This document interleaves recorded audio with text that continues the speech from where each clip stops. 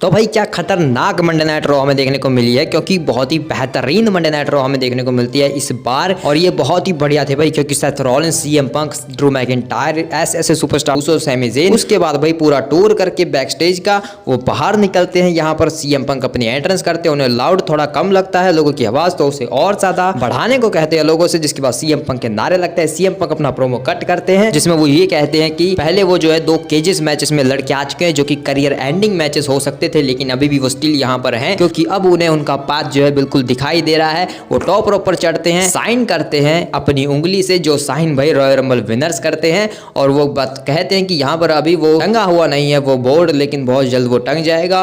और वो एक पैथ हो सकता है उस रोड के लिए जहां पर मुझे जाना है। वो एक तरीका हो सकता है कि मैं अपनी मंजिल तक पहुंच सकता हूं, या फिर एलिमिनेशन चेंबर वो जगह हो सकती है जिससे मैं अपनी मंजिल पर पहुंच सकता हूं, या फिर मैं किसी का फेवर भी ले सकता हूं भाई, जैसा कि मैंने कहा था चैंपियनशिप की बात हुई होगी, लेकिन कुछ और भी हो सकता है। तो ऐसे में वो रेसलमेनिया नाम लेने ही वाले थे, लेकिन तभी यहाँ पर सेथ फ्रिकिन रॉलिंस आ जाते हैं। और हाँ भाई, ब्रॉन्सन बीड जो है इंजर्ड हो चुका है, तो वो शो के ऊपर अभी नहीं होगा कुछ दिनों तक। तो इसलिए भाई सेथ रॉलिंस यहाँ पर अच्छे मूड में तो बिल्कुल भी नहीं आते हैं, और वो रिंग के अंदर आते हैं भाई क्वाइटली। काफी समय तक ये दोनों एक दूसरे को देखते रहते हैं, और पूरा arena CM Punk Seth Rollins के नारे लगाता रहता है। उसके बाद सेथ रॉलिंस कहते हैं कि मुझे तुझे उसी दिन खत्म कर देना चाहिए था जब तूने पहली बार यहाँ पर कदम रखा था। ये मेरी गलती कि मैंने तुझे छोड़ दिया। पिछले 6 महीने से मैं सोच रहा हूँ कि क्यों मैंने तुझे जिंदा छोड़ दिया, क्यों मुझे तेरी शक्ल देखने को मिल रही है। लेकिन उस टाइम पर मुझे टाइटल डिफेंड करने थे, एक ब्लड लाइन को गिराना था, लेकिन अब यहाँ पर कोई भी नहीं है, हमारे बीच में कोई नहीं है, तो मैं अपनी गलतियों को सुधार सकता हूँ। तुझे यहाँ पर बिल्कुल ख़त्म करके, एक स्टॉम्प करके तेरी धज्जी उड़ा सकता हूँ। मैं तुझे यहाँ से मार पीट कर वापस भगा सकता हूँ, और मुझे कोई नहीं रोकेगा और तुझे भी कोई नहीं रोकेगा। तो चल शुरू करते हैं, ये आजा। जिसके बाद सीएम पंक थोड़ा पॉज लेते हैं, और उसके बाद वो कहते हैं कि देख भाई, मैं अपने करियर पर फोकस करने वाला हूँ। मैं अपनी निजी चीज़ों को अब यहाँ पर अपने करियर के बीच में नहीं आने दे सकता। तो तूने कहा कि तू 6 महीने तक मुझे सोच रहा था, लेकिन मैं तेरे बारे में रत्ती भर भी परवाह नहीं करता हूँ। मैं तेरे बारे में कभी नहीं सोचता हूँ कि तू क्या है, तुझे क्या करना है, कि मुझे तेरे साथ क्या करना है। नहीं, मुझे तेरी कोई परवाह नहीं है। तो सेथ रॉलिंस कहते हैं कि अच्छा ऐसी बात है, लेकिन मुझे तो है ना। जिसके बाद सेथ रॉलिंस यहाँ पर धक्का दे देते हैं सीएम पंक को, और सीएम पंक को कहते हैं कि यहाँ आजा लड़। जिसके बाद यहाँ पर ब्रॉल स्टार्ट हो जाती है, सीएम पंक और सेथ रॉलिंस आपस में भिड़ जाते हैं। भाई क्या सिनेरियो था भाई ये। लेकिन उसके बाद यहाँ पर ऊसोज आ जाते हैं, यानी कि सैमी ऊसो और जे ऊसो। सैमी ऊसो जो है यहाँ पर सेथ रॉलिंस को पकड़ लेते हैं, जे ऊसो यहाँ पर सीएम पंक को पकड़ लेते हैं, और इन दोनों को लड़ने से रोकते हैं कि भाई रुक जाओ, मत लड़ो यार, तुम दोनों हमारे भाई हो, क्यों लड़ रहे हो आपस में, भाईचारा निभाओ। और सेथ रॉलिंस भाई वो तो सीएम पंक को चढ़ा रहे हैं कि आ जाना, लड़ लड़ भाई लड़। तो यहाँ से जे ऊसो जो है सीएम पंक को लेकर भाई रिंग साइड पर उतर जाता है, और उसे लेकर जा रहा होता है। और सेथ रॉलिंस जो है सीएम पंक को कहने लगते हैं कि यार तेरे में हिम्मत नहीं है क्या, वापस आना, हिम्मत है तो लड़ मुझसे। इसके बाद सीएम पंक आते भी हैं, और फिर से इनका ब्रॉल स्टार्ट होता है। लेकिन इस बार ऑफिशियल्स आ जाते हैं जो इन दोनों को अलग कर देते हैं। जिसके बाद सेथ रॉलिंस से फिर से कहने लगते हैं फ्रस्ट्रेशन में कि हाँ जाओ जाओ, लेकर जाओ इस गधे को यहाँ से, और ये जे ऊसो तू भी जा रोमन के पास चल। जिसके ऊपर भाई सैमी ज़ेन थोड़ा गुस्सा हो जाते हैं, क्योंकि वो कहते हैं कि मैं समझ रहा हूँ कि तू गुस्से में है, लेकिन तू जे से ऐसे बात नहीं कर सकता। नहीं, बिल्कुल नहीं। जिसके बाद सेथ रॉलिंस कहते हैं कि हाँ ठीक है, मैं समझ गया, हाँ मैं जे से ऐसे बात नहीं कर सकता, वो रोमन की फैमिली है तो वो वहीं पर जाएगा ना, तो क्या दिक्कत है, कोई नहीं। लेकिन तू मुझे बता, तू क्या कर रहा है सैमी। हाँ भाई, सैमी को सेथ रॉलिंस कहते हैं कि तू उनके साथ क्या कर रहा है, तू तो उनका परिवार भी नहीं है, फिर भी क्यों उनके साथ है, मुझे बता। हम दोनों जो है एक साथ ऊपर नीचे आए हैं, हमने उनकी वजह से कितना स्ट्रगल किया है, तू जानता है ना। हमने एक साथ मिलकर उसकी ब्लड लाइन को गिराया, रोमन को गिराया, तू अब उन्हीं का साथ दे रहा है, क्यों। और ऊपर से मैं क्या देख रहा हूँ, तू सीएम पंक को लेकर गया अपने साथ अपनी टीम में। हाँ, और सैमी ज़ेन कहते हैं कि नहीं, मैं सीएम पंक को नहीं चाहता था अपनी टीम में, बिल्कुल भी नहीं चाहता था। मैं तेरे पास आया था, मैंने 2 बार तुझसे पूछा कि क्या तू हमारा साथ देगा, लेकिन तूने मना कर दिया। मैं 2 बार आया तुझसे पूछने, लेकिन तूने नहीं किया। अगर तू अपने हाँ कहता तो वो कभी भी सीएम पंक हमारे साथ नहीं होता उस रिंग में। मैं चाहता था कि तू मेरे साथ हो। और सेथ रॉलिंस कहते हैं कि क्या लगता है तुझे, मैं पागल हो चुका हूँ क्या। तू चाहता था कि मैं उस गधे इंसान का साथ दूं, रोमन रेंस का, कि मैं उस रोमन रेंस का साथ दूं वापस पावर में आने के लिए। हाँ, क्या तू ये चाहता था, जिसे हमने इतनी मुश्किल से गिराया, उस मॉन्स्टर का साथ दूं। और सैमी ज़ेन कहते हैं कि चुप कर, उस मॉन्स्टर को तूने बनाया है, ये बात याद रखना। 10 साल पहले तूने उसके पीछे छुरा घोपा था, उसके पीठ पर वो स्टील चेयर बजाई थी, जिस वजह से वो आज ऐसा बना है, समझ रहा है ना। और सेथ रॉलिंस कहते हैं कि हाँ ठीक है, मैं समझ रहा हूँ, वो मेरी गलती थी, मैं मानता हूँ हमेशा से कि वो मेरी गलती थी, लेकिन अब नहीं है, वो सब चीज़ें अब पीछे रह चुकी हैं। और तू मेरी बात कर रहा है, तूने क्या किया था, तूने भी तो वही किया था ना रॉयल रंबल में, तूने भी उसके पीठ पर वही स्टील चेयर बजाई थी, तूने भी तो इसलिए किया था ना क्योंकि सही था, क्योंकि वही सही चीज थी। तो ये समय की बात है और अब जो है मैं चीजें बदल चुकी हैं और मैं मानता हूं कि वो मेरी गलती थी, लेकिन अब जो है वापस हम उसको पावर में नहीं आने दे सकते। तू समझता क्यों नहीं और तू अभी जो है सीएम पंक को क्यों बचा रहा है, वो मेरी प्रॉब्लम है और तू बीच में आ रहा है, तू क्यों कर रहा है ऐसा। जिसके बाद सैमी ज़ैन कहते हैं कि देख मैं समझ रहा हूँ कि तू काफ़ी गुस्सा है, फ्रस्ट्रेटेड है, लेकिन शायद मेरे पास एक और बेहतर तरीका है, क्यों ना हम दोनों एक साथ आज इस रिंग में लड़ते हैं, उसके बाद तेरे ऊपर जितनी फ्रस्ट्रेशन है तू मेरे ऊपर निकालना, फिर शायद सब कुछ ठीक हो जाएगा। तो सेथ रॉलिंस कहते हैं कि अच्छा ठीक है, मिलते हैं आज रात रिंग में, तो ऐसा ही चाहता है ना, ठीक है। तो भाई आज के मेन इवेंट के लिए सेथ रॉलिंस वर्सेस सैमी ज़ैन का मैच जो है वो ऑफिशियल हो जाता है। तो भाई ये जो स्टार्टिंग हुई ना भाई मंडे नाइट रॉ की, जो ये प्रोमो सेगमेंट हुआ, जो ये ड्रामा सेगमेंट हुआ भाई, बहुत ही मजेदार भाई। ये होता है एब्सोल्यूट सिनेमा, मैं इसे मानता हूं भाई सबसे बेहतरीन cinema. Seth Rollins, CM Punk, Sami Zayn, इनका जो ये ड्रामा हुआ भाई, दिस इज एब्सोल्यूट सिनेमा भाई मेरे लिए। तुम्हारे थॉट्स क्या है मुझे कमेंट में बताना इसके ऊपर। पहले इसके बाद जजमेंट डे सेगमेंट के ऊपर चलते हैं भाई। डेमियन प्रीस्ट को तोड़ फोड़ के उन्होंने भगा दिया भाई सर्वाइवर सीरीज के बैकयार्ड में, जिसके बाद वो इंजर्ड हो चुका है। तो फिन बैलर काफी खुश होते हैं। लिव मॉर्गन उससे पूछते कि तुम क्या कर रहे हो सब कुछ, हालांकि तुमने सही किया, लेकिन फिन बैलर कहते कि देखो अगर तुम मेरे हिसाब से चलती, अगर मैंने तुमसे जैसे कहा था तो तुम भी शायद जीत जाती। तो अब से मेरी बात मानना तुम लोग, क्योंकि देखो यार मैंने जो कहा था मैंने वो किया और अब मैं जा रहा हूँ अपने टाइटल्स को देखने के लिए, अपना पाथ बनाने के लिए, और डॉम तू मेरे साथ चल। जिसके बाद लिव मॉर्गन कहते हैं कि इसके ऊपर ध्यान रखना, और जेडी को भी वो कह देते कि फिन बैलर के ऊपर ध्यान रखो, हमें इसके ऊपर शक हो रहा है। तो वही जजमेंट डे को अब शक होने लगा है फिन बैलर के इरादों पर। जिसके बाद लिव और रखेल यहाँ से चल देते हैं अपने मैच के लिए। डैमेज कंट्रोल ये स्काई कैरी सेन जो है एंट्रेंस करती है, उनका मैच होता है लिव मॉर्गन और रखेल रॉड्रिगेज से। और भाई क्या बेहतरीन मैच होता है भाई, मैं एक टाइम के लिए भूल गया था कि ये भाई वुमेन्स डिवीजन का मैच है भाई। ये होता है भाई एक बैंगर वुमेन्स मैच भाई सच में भाई, क्योंकि भाई हाई फ्लाइंग एक्शन रुकता नहीं है इस मैच में। ईओ स्काई कैरी सेन भाई उड़ते रहते हैं मैच में, लिव मॉर्गन भी अपना काम करती है और भाई बिग मामी कूल वो भी भाई अपनी ताकत का पूरा मुजाहरा उठाती है। एंड में यहाँ पर वो अपना वन हैंडेड पावर बम हिट करती है और पिन करके इस मैच को जीत जाती है रखेल रॉड्रिगेज। उसके बाद भाई वो मानते नहीं, क्योंकि उनका काम है भाई जजमेंट डे है, तो वो अटैक करते हैं यहाँ पर ईओ स्काई और कैरी सेन के ऊपर। लेकिन तभी यहाँ पर this is my brutality hit होता है, रिया रिफली यहाँ पर आ जाते हैं, जिसे देखकर भाई लिव मॉर्गन तो पतली गली निकल लेती है। लेकिन रिंग के अंदर रखेल रॉड्रिगेज वर्सेस रिया रिफली का ब्रॉल स्टार्ट हो जाता है, वो दोनों आपस में लड़ने लगते हैं। रिंग साइड पर जाते हैं तो यहाँ पर भाई लिव मॉर्गन आकर अपनी टांग अड़ाती है, रिया रिफली उसे भी संभाल लेती है, लेकिन रखेल रॉड्रिगेज भाई रिया रिफली को अनाउंसर डेस्क के ऊपर फेंक देती है, जहां पर उनकी आंख जो है भाई वो डेस्क के ऊपर जाकर लगती है, यानी कि भाई फिर से सिर के ऊपर वार होता है, जिसकी वजह से भाई फिर से इंजर्ड होने का खतरा बन जाता है रिया रिफली के ऊपर। तो भाई रिया रिफली भाई वैसे इंजर्ड नहीं हुई, बस ऐसा सेगमेंट दिखाया था ये। लेकिन भाई Liv Morgan versus Iyo Sky का मैच अनाउंस हो चुका है सैटरडे नाइट मेन इवेंट के लिए। सैटरडे नाइट मेन इवेंट में Iyo Sky versus Liv Morgan का एक मैच होगा वुमेन्स वर्ल्ड हेवीवेट चैंपियनशिप के लिए। तो भाई अभी जो टैग टीम एक्शन देखने को मिला, अगर उस लेवल का ये मैच भी हो जाता है तो भाई काफी मजे आएंगे। सैटरडे नाइट मेन इवेंट में इस मैच से मैं काफी होप रख सकता हूं अब वुमेन्स डिवीजन से भाई,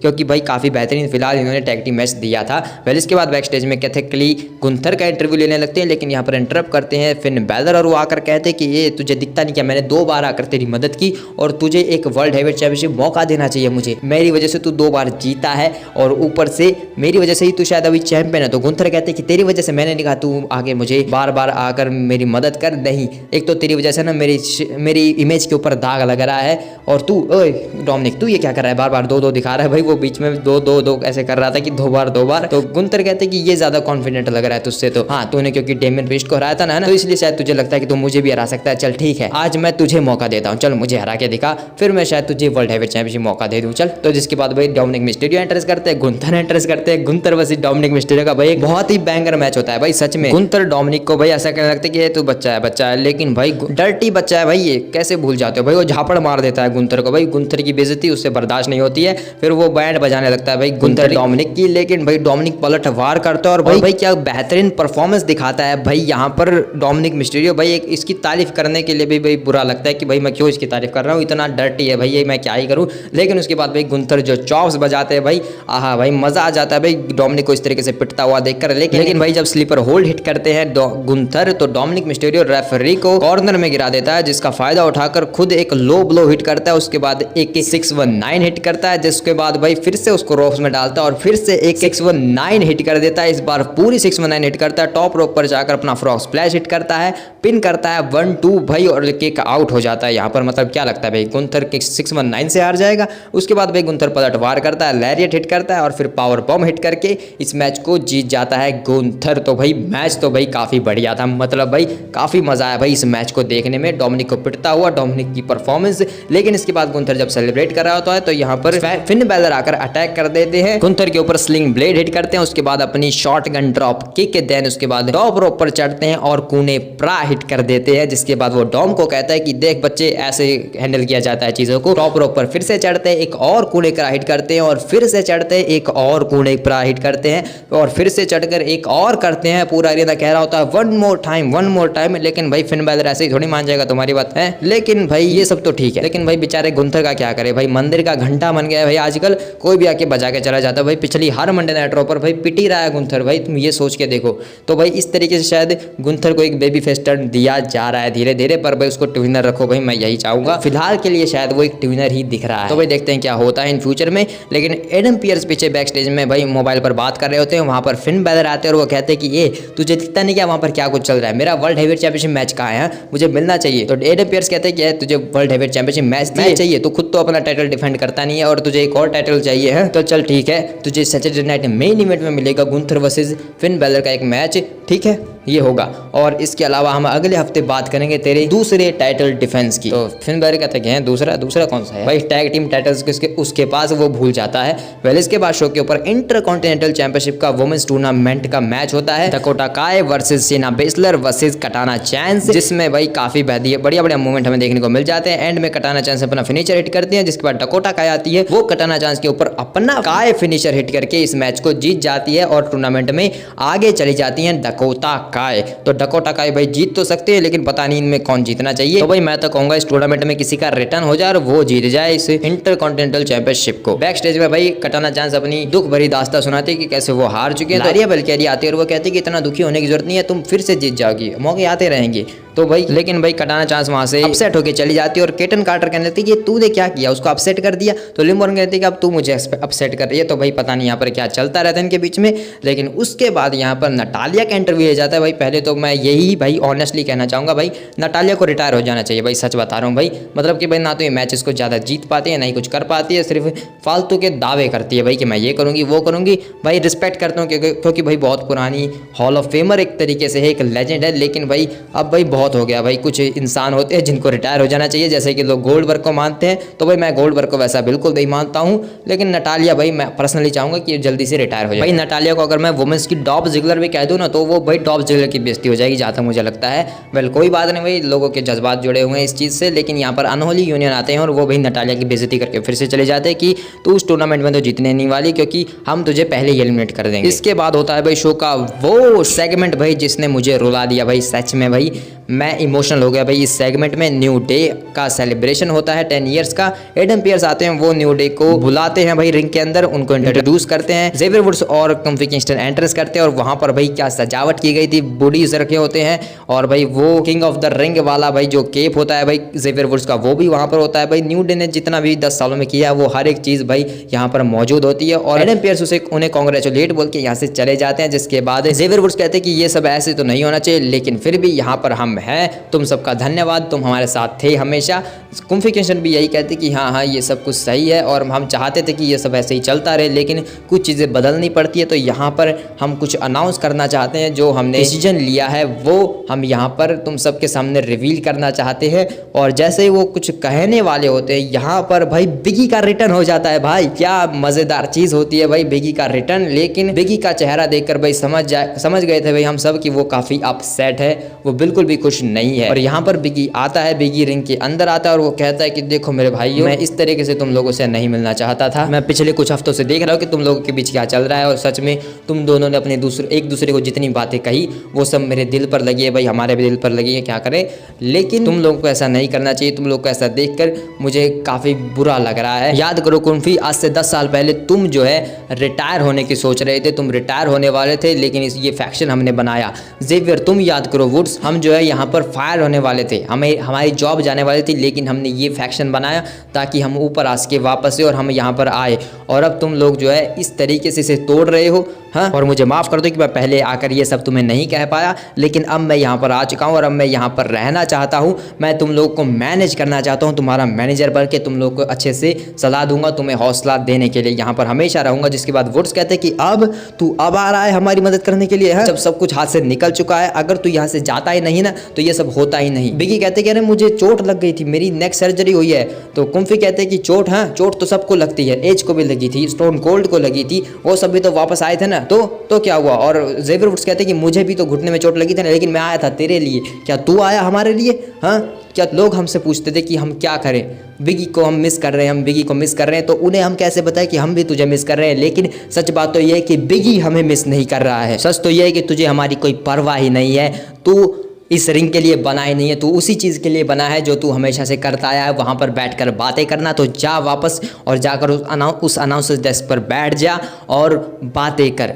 यहाँ पर हमें तेरी कोई ज़रूरत नहीं है, जब हमें तेरी ज़रूरत होगी तो हम तुझे बुला लेंगे। तो भाई ऐसी दिल दुखाने वाली बातें करते हैं यहाँ पर ज़ेवियर वुड्स और कुम्फी किस्टन बिगी को, और भाई बिगी को रोना आ जाता है भाई बिगी को ऐसी बातें सुनकर। और भाई एक्चुअली भाई मुझे भी काफ़ी हार्ट ब्रेकिंग फील हुआ है भाई, ये उस स्टील चेयर से भी ज़्यादा दुखद था भाई, क्योंकि भाई जो शब्दों के वार होते हैं वो ज़्यादा हानि पहुंचाते हैं, दिल को, दिमाग को, हर एक चीज़ को भाई। तो भाई वही यहाँ पर हुआ है, शब्दों से वार किया गया है बिगी के दिल के ऊपर, जिस वजह से भाई यहाँ पर हर लोग कोई अपसेट है।